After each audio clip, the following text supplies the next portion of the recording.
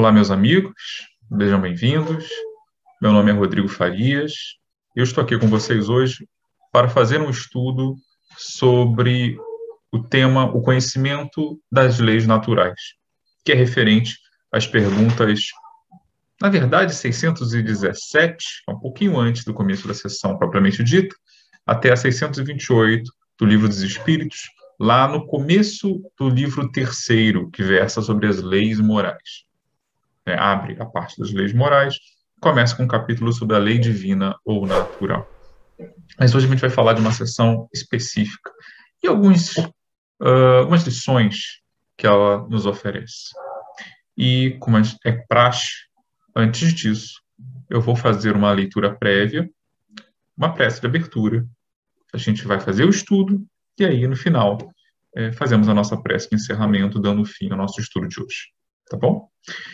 Como texto de abertura, eu escolhi um trechinho de um capítulo, mensagem 24, desse livro aqui, Vozes do Grande Além, psicografado por Chico Xavier, e que traz mensagens de vários espíritos. Talvez seja o único livro do Chico que eu saiba que você pode ouvi-lo na voz do próprio, em audiobook, que são psicofonias que foram gravadas na década de 50.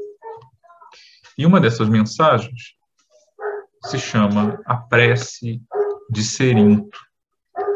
Cerinto, então uma explicaçãozinha na introdução, era um espírito que chefiava outros espíritos que tinham interesse em fomentar a desordem, eram hordas de espíritos revoltados, rebeldes, e que depois, ao longo das sessões no grupo espírita, onde essas mensagens foram colhidas, ele foi se suavizando e acabou se arrependendo e mudando a sua maneira de ver o mundo. E ele, então, contribui para esse livro na forma de uma prece, que é justamente essa prece de Cerinto, da qual eu vou ler apenas um trecho, que diz assim: Senhor de infinita bondade, no santuário da oração, marco renovador do meu caminho, não te peço por mim, espírito endividado, para quem reservaste os tribunais da tua excelsa justiça. A tua compaixão é como se for o orvalho da esperança em minha noite moral, e isso basta ao revel pecador que tenho sido. Não te peço, Senhor, pelos que choram. Clamo por teu amor, a benefício dos que fazem as lágrimas. Não te venho pedir pelos que padecem. Suplico-te a bênção para todos aqueles que provocam o sofrimento. Não te lembro os fracos da terra. Recordo-te quantos se julgam poderosos e vencedores. Não intercedo pelos que soluçam de fome. Rogo-te amor para os que furtam o pão. Senhor todo-bondoso, não te trago os que sangram de angústia. Relaciono diante de ti os que golpeiam e ferem. Não te peço pelos que sofrem injustiças. Rogo-te pelos empreiteiros do crime. Não te apresento os desprotegidos da sorte. Depreco teu amparo aos que estendem a aflição e a miséria. Não te imploro mercê para as almas traídas. Exoro-te o socorro para os que tecem os fios envenenados da ingratidão. Pai compassivo, estende as mãos sobre os que vagueiam nas trevas. Anula o pensamento insensato. Cerra os lábios que induzem a tentação. Paralisa os braços que apedrejam. Detém os passos daqueles que distribuem a morte. Ajuda-nos a todos nós, os filhos do erro, porque somente assim, ó Deus piedoso e justo, poderemos edificar o paraíso do bem com todos aqueles que já te compreendem e obedecem, extinguindo o inferno daqueles que, como nós, se atiraram desprevenidos aos insanos torvelinhos do mal. Cerinto.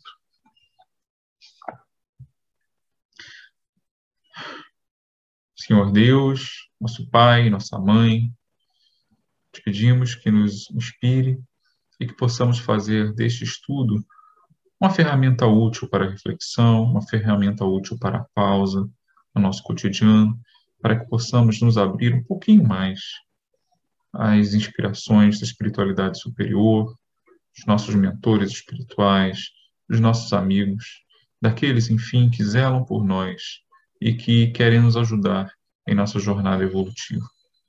Que possamos, Senhor, aqui tornarmos nossa mente mais permeável às boas ideias, às boas intenções, aos bons sentimentos, às boas resoluções. E que possamos, Pai, sairmos desse estudo um pouquinho mais equilibrados, um pouquinho melhor direcionados e esclarecidos do que aqui chegamos. Para isso, Senhor, pedimos a Tua permissão e a Tua bênção e, por extensão, a colaboração de todos os amigos espirituais que agem como guias coletivos da humanidade, para que possamos fazer deste trabalho, né, uma atividade proveitosa, tanto para nós, quanto para todos aqueles que estiverem conosco. Obrigado por tudo, Pai. Graças a Deus. Bom, a gente pode partir da própria prece do Cerinto. Por que ele roga por aqueles que fazem sofrer? Normalmente, não é o que a gente faz. Causa até certo estranhamento.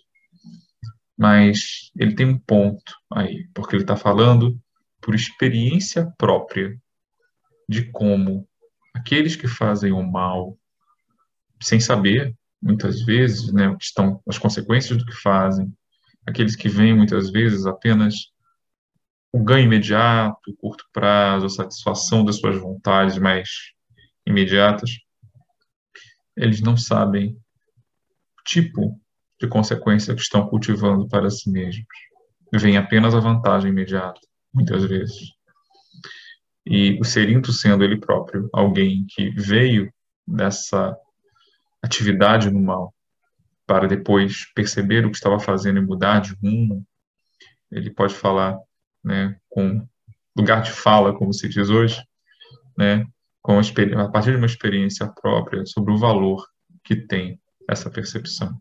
Por isso ele roga por aqueles que chamamos de malfeitores, porque ele próprio, até pouco tempo antes, era também um malfeitor e então caiu em si. Havia algo que ele não entendia, algo que ele ainda não compreendia, e ele passou a compreender, algo que ele passou a entender. E o que seria isso? Né?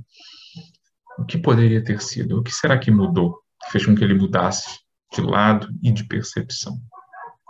Bom, há muitas, inúmeras experiências similares na vida de números incontáveis de pessoas.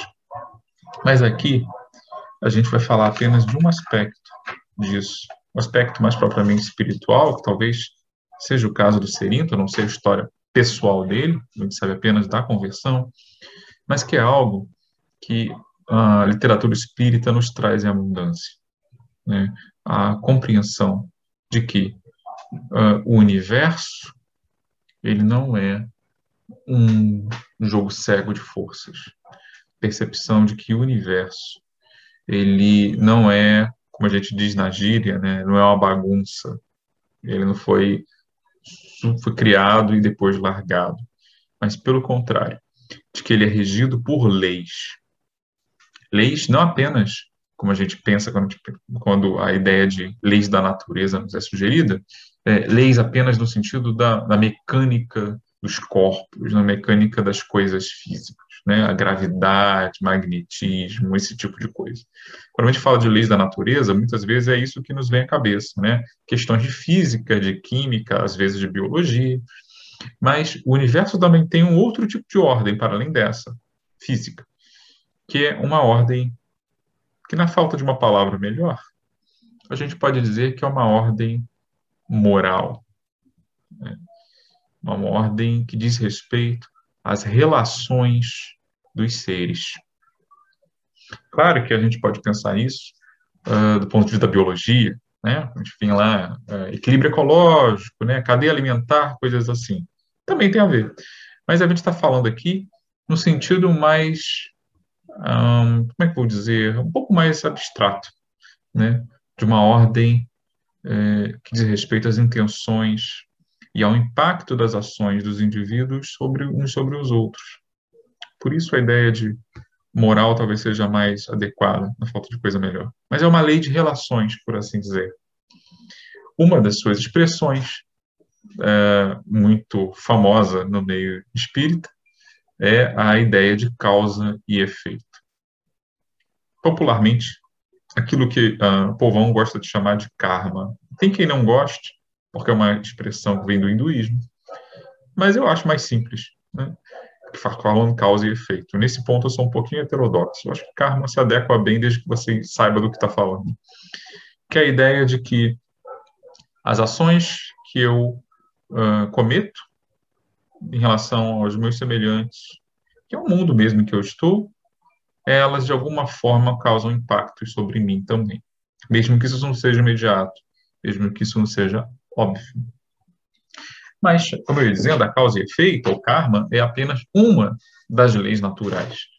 Na verdade, a ideia de leis naturais para questões morais é um dos pilares do espiritismo. O espiritismo não trata apenas de dizer que mortos podem se comunicar com vivos, assim chamados, né?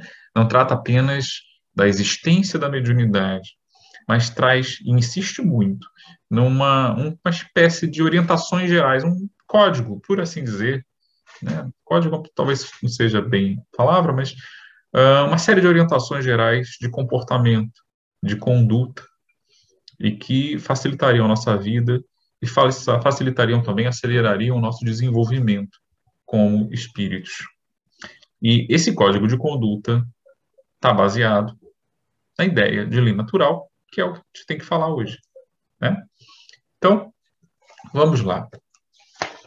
Eu falei, então, que o Cerinto, né, na sua prece, fala dos algozes, dos que fazem o mal, porque são pessoas que ignoram a realidade do que estão fazendo, as consequências que elas estão cultivando para elas mesmas. Quando elas roubam, talvez, quando é o caso, elas talvez estejam pensando apenas no que elas vão poder fazer com o produto do roubo. Talvez não estejam pensando muito no impacto disso em quem é roubado. E muitas vezes, a grande maioria, eu diria, estão pensando menos ainda no impacto sobre elas mesmas pelo fato de terem roubado alguém, né? Para citar só um caso, só um caso. E a gente poderia perguntar então, bom, ok, vamos imaginar que existem essas leis morais, essas leis do universo que regem a moralidade. Ok, como é que a gente fica sabendo disso? Como será, por exemplo, que o Cerinto da prece descobriu isso? E como a gente poderia cobrar dele que ele soubesse que leis eram essas? Alguém aí tem um manual, né? Pode perguntar isso. Existem leis? Como é que a gente fica sabendo quais são elas? E aí, a doutrina espírita nos explica o quê? Bom, para começar, ela diz que, pergunta 619, né? Que todos podem conhecer a lei de Deus.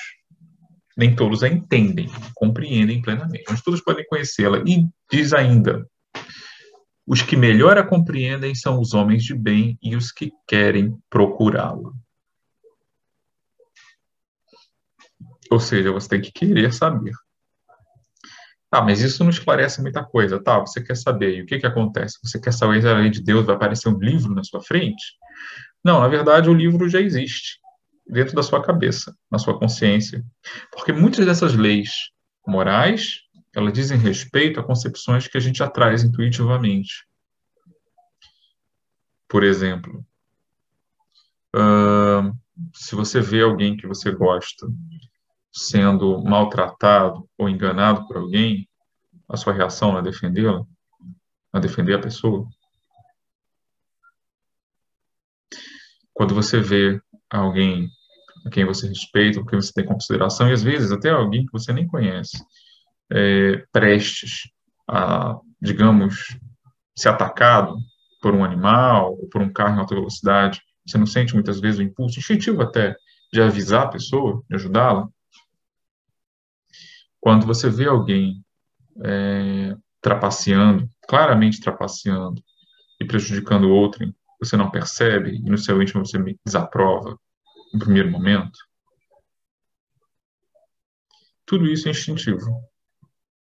Tudo isso tem a ver com o nosso relacionamento com os outros. E isso já é uma primeira base. Tem experimentos que mostram que até macacos, né, que são animais sociais, normalmente, têm senso, um certo senso de justiça, instintivo. De tomar lá da cá, de criar expectativas sobre certas ações, expectativa de recompensa, expectativa de punição, né? Por aí a gente já vê. Nós somos programados para viver em sociedade, consequentemente, nós temos que ser programados também para a ideia de que existirão sempre, em qualquer comunidade, algum tipo de regra, algum tipo de norma. Pode ser a mais básica e elementar possível, né? Colabore com os que são do seu grupo e tome cuidado com os que são de fora. Coisa básica, coisa que a gente vê em insetos. Formigas, né? Formiga de uma tribo, formiga da outra. Formigueiros nem sempre se entendem bem, né? Uma espécie versus outra. Coisa básica. Mas existe uma regra básica. Esse é o primeiro sinal. Mas, para além dessa questão intuitiva, né, se a gente fosse ficar só nisso, seria pouco, porque nós teríamos, por exemplo, consideração por aqueles que são da nossa família, do nosso grupo, e talvez nenhuma por qualquer outro ser.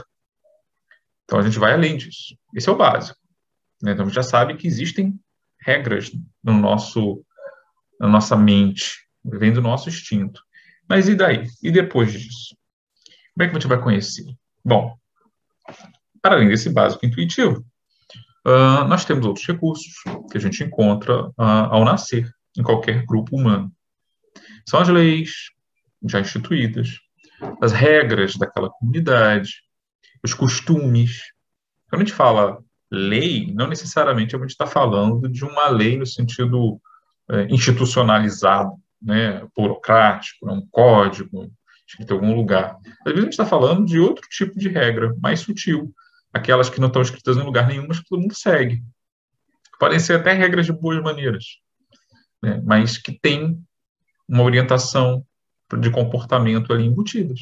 Costumes, tradições, regras religiosas, né, às vezes tem famílias que criam algumas tradições próprias também, né, tudo isso faz parte.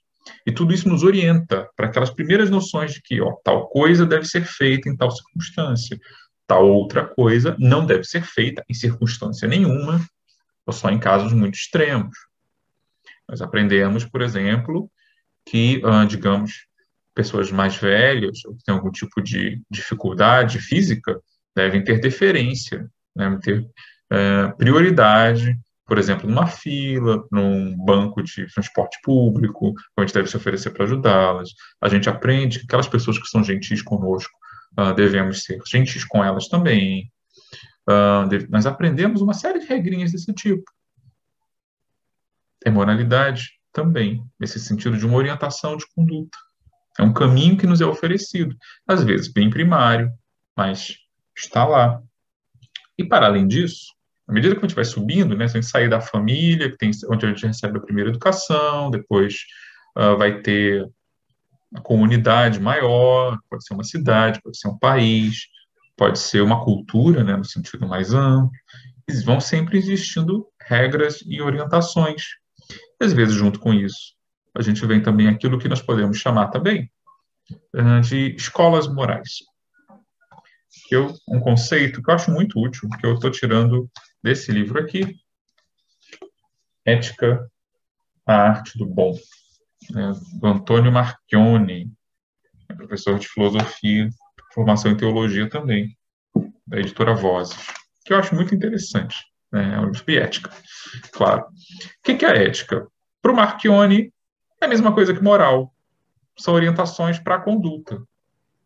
Tem pessoas que fazem uma distinção diferente, que veem a ética como um código de conduta racional versus códigos de conduta, digamos assim, apenas tradicionais, que são obedecidos meio cegamente, porque são costumeiros, que seria a moral.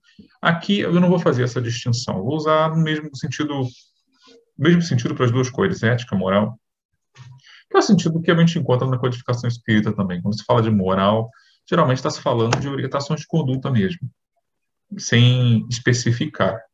Tá? Em outros contextos pode ser útil fazer a diferença. Aqui não. E quais são essas escolas morais? Bom, o Espiritismo é uma delas. Essas correntes de pensamento podem ser doutrinas até bastante sofisticadas que procuram estabelecer noções do que é certo e errado. O que é agir bem? Aí você vai encontrar mil e uma propostas. Né? O budismo de determinada corrente, Theravada, digamos, vai dizer tal coisa. Um budista, talvez de outra corrente, pode divergir em alguns pontos. Um muçulmano vai oferecer orientações diversas em algumas coisas, as mesmas em outras. Tem muitos pontos em comum nas diversas escolas. E o cristianismo, em suas mil e uma correntes, vai oferecer outras visões também. O espiritismo se associa aí a esse último grupo, ao cristianismo, de muitos outros. Se você for procurar uma tribo isolada numa ilha, lá nos confins da Índia, ela vai ter, né, algum tipo de orientação de conduta. A gente pode chamar de escola moral? Poderia até ser. Né? Pode ser, porque não? Uma religião, um costume, uma tradição, enfim, não vem ao caso. Mas a gente tem essas escolas morais. E muitas delas, né, claro, tem de todo tipo, a gente pode até pretensiosamente, mas a gente pode até trabalhar com a ideia de que nem todas são necessariamente do mesmo nível, né, algumas mais primárias do que outras, mas existem muitas. E não por acaso, aquelas que chamam mais atenção, aquelas que são mais conhecidas, que atingiram mais gente e que perduraram por mais tempo, né, estou citando aí budismo, cristianismo, islã, poderia citar várias outras, são tradições que têm milênios ou muitos séculos, né, de existência. Muitas delas, se você traçar a sua história, elas têm um mito de fundação, uma história de fundação, que geralmente remete a uma pessoa, a experiência de um indivíduo, que é aclamado por elas como uma espécie de santo, mestre, profeta, divindade, o que for. E aí, o Livro dos Espíritos nos diz, né, sobre isso, que Deus confia a certos homens no sentido de seres humanos, tá? Na grande maioria das sociedades que a gente conhece, eram patriarcais e acabavam sendo seres humanos do sexo masculino. Não quer dizer que isso seja uma regra absoluta, longe disso. Porque era mais fácil nessas sociedades. Né? Eram homens que tinham a tarefa de revelar a lei divina para aquela cultura, naquele momento, falando a linguagem daquele tempo, para as pessoas daquele tempo. E continua, então, a questão na sua resposta. Em todos os tempos houve homens que receberam essa missão, são espíritos superiores, encarnados com o objetivo de fazer progredir a humanidade. Kardec, que era um homem do século XIX, já pegou o iluminismo, né, então questiona sobre isso. Esses que pretendiam instruir os homens, né, não se teriam às vezes enganado, transviando-se por meio de falsos princípios? E a resposta que aqueles que não eram inspirados por Deus e por ambição se dedicavam à missão que lhes não era própria, certamente se transviaram. Todavia, como no final de contas eram homens de gênio, grandes verdades são encontradas entre os erros que ensinaram. Ou seja, até quando eles não cumpriam tão bem a missão, havia coisas boas passadas ali. E a prova disso é que comunidades, populações inteiras seguiam seus ensinamentos, ou seguiram isso por muito tempo. Por que elas não acabaram? Porque havia coisas boas, proveitosas ali. Às vezes a gente pensa que, enquanto esses grandes mestres, tem que ser 100% perfeitos, na nossa visão. Isso não lhes tira o mérito. Dificilmente você encontra alguém que possa ser 100% perfeito, na nossa visão. Isso não quer dizer que ele não tenha grandes coisas para dizer. É óbvio são parênteses, isso não significa que todo aquele que se diz enviado de Deus ou profeta tem que ser acreditado, né? Você tem que aceitar o que ele está dizendo. Não. Né? O Espiritismo também fala disso, como aliás todas as tradições falam. Observe que fruto ele dá, que fruto ele gera. Compare o que é dito com o que é feito. E aí? É compatível? Né? Aquela pessoa está sendo franca, ela segue o que diz? Se sim, ótimo. Pode ser que ela se engane vez por outra? Claro. Falou em espíritos superiores, não espíritos puros. Espíritos superiores ainda podem ter uma ou outra derrapada aqui e ali. Faz parte. Mas, no geral, acertam muito mais do que erram. E a gente tem inúmeros exemplos na história. Kardec até depois, né, nesse contexto dessa conversa, que ele pergunta qual o caráter do verdadeiro profeta. O verdadeiro profeta é um homem de bem inspirado por Deus. Pode ser reconhecido por suas palavras e ações. Deus não se serve da boca do mentiroso para ensinar a verdade. Em nenhum momento está dizendo que o verdadeiro profeta não erra nunca. Se a gente pegar, por exemplo, já que estamos usando essa palavra, profeta, que vem lá da cultura judaica, a gente vai ver que os profetas bíblicos tinham seus defeitos, né? Tinham suas dificuldades. Isaías, Elias e outros. No entanto, pela boca deles vinham grandes coisas. E todos eles se engajavam naquilo, o que diziam, da maneira como podiam, né? E aí Kardec vai perguntar qual é o tipo mais perfeito que Deus ofereceu ao homem para servir de guia e modelo. Veja Jesus. Enfim, então, mas isso significa, portanto, que todo mundo tem que ser cristão, né? Todo mundo tem que seguir essa leitura das leis divinas, essa maneira de apresentar as leis divinas, de forma alguma. A humanidade tem, hoje, mais ou menos 7,5 bilhões de pessoas. Desses 7,5, talvez uns 2,5, 2,200, 2,300 milhões são cristãos. Dessas pessoas todas, pouco mais de 2 bilhões são cristãos. O que significa que grande parte do mundo, até hoje, apesar de 2.000 anos, não é cristã. Isso é para lamentar? Não.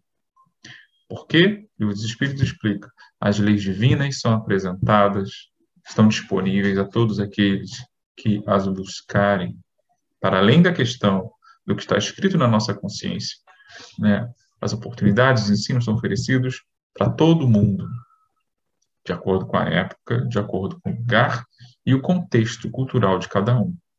Mas o básico está ali.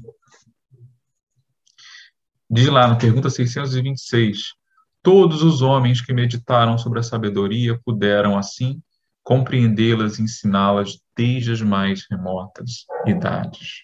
Então, não é uma corrida pela supremacia de qual é a melhor doutrina. É que a gente está falando de uma mesma luz que é filtrada por diferentes filtros, por diferentes lentes, de acordo com a época, o lugar, a cultura e circunstâncias. Mas em todas elas você encontra a luz, né? Mesmo incompletos, os ensinamentos preparavam o terreno para receber a semente. Desde que se achavam escritas no livro da natureza, poético, né? As leis divinas puderam ser conhecidas pelo homem sempre que este as buscou. Ele não está fazendo exceção. Isso vale para o sujeito que estava numa tribo nos confins da Polinésia, do século XVIII, até o filósofo, até o grande visionário, até o grande profeta, até o fulano que está levando uma vida absolutamente trivial do ponto de vista material, mas que tem uma preocupação em ser melhor, tem uma preocupação com o que é justo e o certo, alguma orientação ele sempre vai receber, seja da sua consciência, seja por intuição, seja por observação, seja pela cultura em volta que o educa em certos valores. Ele pode se desviar, ele pode nem sempre estar à altura, ele pode, às vezes, errar em questões específicas, fazer uma leitura equivocada, mas isso é do jogo. Isso faz parte. A gente erra. Se com uma criança, nenhuma criança sai do colo de sua mãe, né, não desmama, discursando como Rui Barbosa, ela vai tropeçar nas palavras, vai evoluir aos poucos no uso da linguagem. Nós também vamos aprendendo a acertar, a entender essas leis. Cada um de acordo com a sua capacidade e de acordo com aquilo que recebe naquela encarnação, naquelas circunstâncias. O que significa que, dito de uma maneira mais impactante, Deus não é um ingênuo. Deus não é um tolo que cria um sistema de regras que ninguém pode cumprir. A evolução, a melhoria, o crescimento está previsto nas leis divinas. As leis são as mesmas, mas a nossa compreensão delas vai melhorando com o tempo. Então, para que serve, então, o Espiritismo? O Espiritismo serve para que a gente possa ter acesso a essas leis de uma forma mais moderna, mais acessível para a nossa época, mais inteligível, mais direta, sem aquelas metáforas, sem aquelas parábolas todas. Olha, isso é assim, de um modo claro e direto. Porque isso era possível agora no contexto específico. Mas e as outras doutrinas? Elas perdem a validade porque supostamente a gente teria uma revelação mais avançada, que é uma ideia que muitos espíritas têm. Na minha religião é melhor que todas, né? Às vezes nem religião né? Porque religião pode ter várias. A minha é a ciência, a verdade absoluta com maiúsculo. Eu não preciso de mais nada, não tenho nada a aprender com outras tradições, com outras doutrinas, com outras escolas morais, que é um grande equívoco. Por algumas razões. Primeiro, meu querido, porque o Espiritismo só existe no mundo há 160 anos. Então, no grosso da sua jornada espiritual aqui na Terra, você não era espírita. Segundo, mesmo ele existindo, ele é uma corrente, uma escola moral minoritária. O principal foco na Terra é o Brasil. Então, quando você reencarnar, se você não for brasileiro ou em alguns países latino-americanos, existe uma grande chance de que você não vá ser espírita se você tiver alguma fé religiosa, orientação filosófica, coisa do gênero. Você vai ser alguma outra coisa. Mas então eu não vou ter a chance de evoluir? Claro que vai.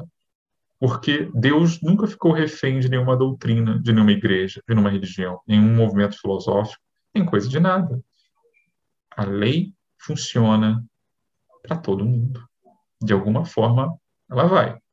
Então, podemos deixar de lado esse tipo de vaidade teológica, boba, e pensar no quê? Aquilo que a pergunta 628 nos diz. Porque nem sempre foi a verdade posta ao alcance de todos. Resposta: é preciso que cada coisa venha ao seu tempo. A verdade é como a luz. Se não nos habituamos a ela pouco a pouco, ficaremos deslumbrados. E aí se diz que, embora nunca tenha havido comunicações tão diretas e completas como em nosso tempo, o século XIX, tá?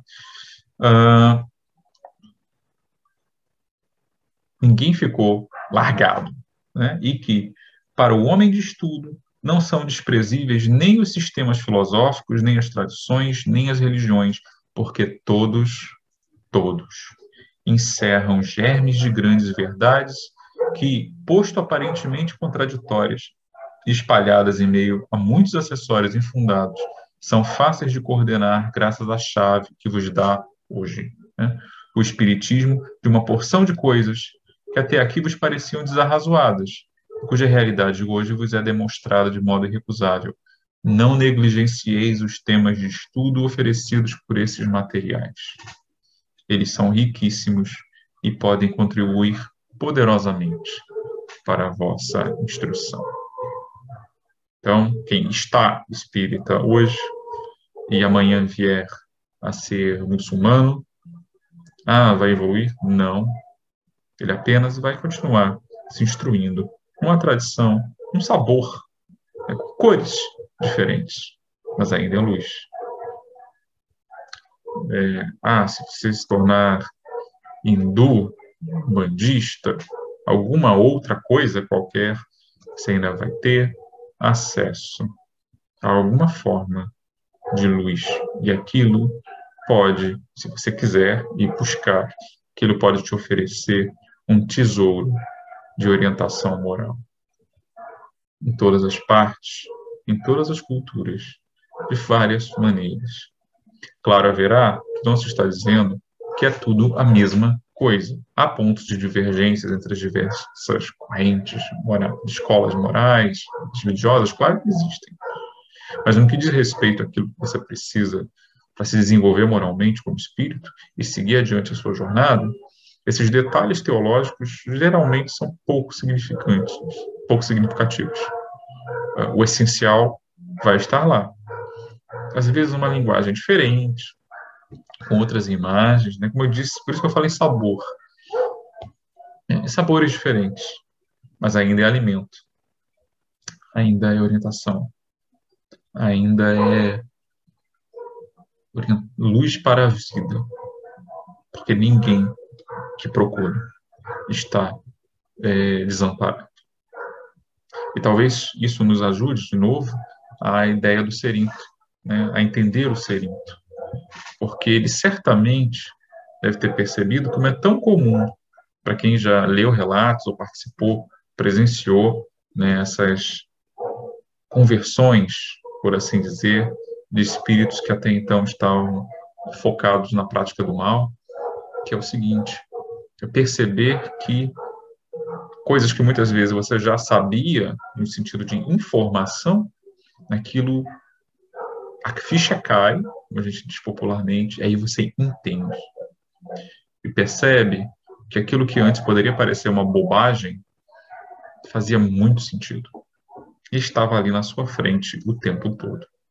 Mas por ambição, por ressentimento, por desespero, por alguma limitação, a gente não estava conseguindo ver. E aí, quando a ficha cai, você percebe, oh,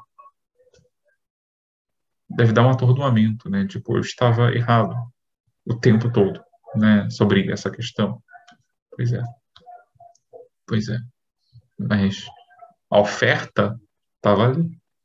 Às vezes, não necessariamente na ideia de uma doutrina, de um ensinamento, mas na ideia, às vezes prática, que ilustra o ensinamento de alguém que era um exemplo melhor, da conduta de alguém, dos atos de alguém, de alguma coisa que, de alguma forma, para nós poderia comportar uma lição, se a gente estivesse aberto a receber essa lição.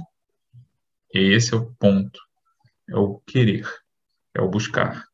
As informações sobre as leis naturais, elas estão, para começar, na nossa própria consciência, e depois, na cultura toda à nossa volta. A gente tem opções até, né? Hoje em dia, mais ainda, né, com a informação disponível, a gente tem muitas opções. Tem uns que vão preferir uma orientação mais rígida, pão, pão, queijo, queijo, né, preto, branco. Outros vão preferir coisas mais filosóficas, mais nuançadas. Outros vão preferir uma linguagem mais forte. Outros, uma linguagem mais suave, né, mais didática. Uns vão preferir visões de mundo mais pé no chão, né? Mais terra a terra. Outros vão preferir visões mais espiritualizadas, que falam daquilo que transcende, daquilo que está para além da matéria. Não importa. Cada um que procure vai achar alternativas que se encaixem com as suas necessidades, as suas preferências, com o seu contexto. Se vai aproveitar ou não, é de cada um. Do que cada um pretende fazer, porque nós temos livre-arbítrio, nós temos a liberdade de aproveitar ou não o que nos é oferecido. E claro, cada um vai entender no limite da sua capacidade. Tem pessoas, muitas vezes espíritos mais experientes, que entendem melhor certas coisas do que outros. Daí que você pode ter a mesma escola moral, né, na mesma doutrina, seguindo o mesmo tipo de ensinamento, compreensões muito diferentes. Estamos aí, né, vivendo no mundo de hoje, né, a gente tem fundamentalistas cristãos, nós temos traficantes de drogas, né, criminosos, né, que usam da violência cotidianamente, mas que se consideram bons cristãos. É a compreensão que eles têm naquele momento, né? Estão buscando Talvez estejam, mas foi o que eles conseguiram alcançar naquele momento. Não é pretexto para que não se possa oferecer a eles coisa melhor. Na verdade, é até necessário, socialmente falando, né? Mas estão buscando.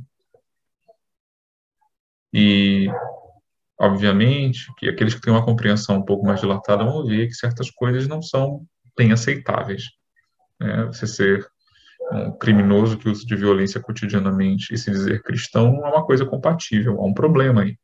Mas quem está no caminho vai perceber isso. Quem se abrir para isso vai perceber isso. E então ninguém está desamparado.